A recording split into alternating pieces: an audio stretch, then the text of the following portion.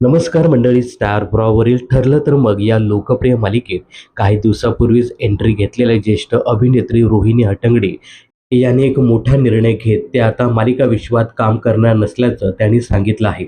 रोहिणी हट्टंगडी यांनी आजवर बऱ्याचशा मराठी मालिका, नाटक, चित्रपट यासोबतच हिंदी मालिका, नाटक, चित्रपटात महत्त्वपूर्ण भूमिका साकारल्या आहेत.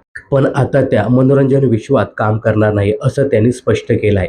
त्याच्या निर्णयामुळे प्रेक्षकांनी नाराजी व्यक्त केली आहे. नुकत्याच दिलेल्या एका इंटरव्ह्यूमध्ये त्या म्हणाल्या की आमचं काम एक प्रकारे व्यायाम आहे, पण टेलिव्हिजनसाठी खूप मेहनत आणि खूप वेळ द्यावा लागतो. सकाळी लवकर बाहेर पडायचे आणि रात्री उशिरापर्यंत शूटिंग करायचे. रात्री 11 वाजता घरी येतात आणि दुसऱ्या दिवशी 6 वाजता शूटिंगसाठी सेटवर जावं लागतं. तेव्हा माझ्या लक्षात आलं की मला व्यायाम करायला, आराम करायला किंवा श्वास घेण्यासाठी सुद्धा वेळ मिळत नव्हता. त्यामुळे मी कामाचा वेळ कमी केला आणि म्हणूनच मी टेलिव्हिजन विश्वातनं काम कमी केलं आहे.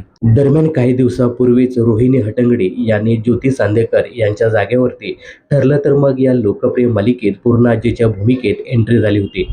सध्या ते या मालिकेत काम करतायत. त्यांचं काम सुद्धा प्रेक्षकांना आवडतंय. परंतु त्यांनी घेतलेल्या या निर्णयामुळे ते आता ठरलं तर मग या लोकप्रिय मालिकेत काम करतील की नाही असा प्रश्न प्रेक्षकांना पडला आहे.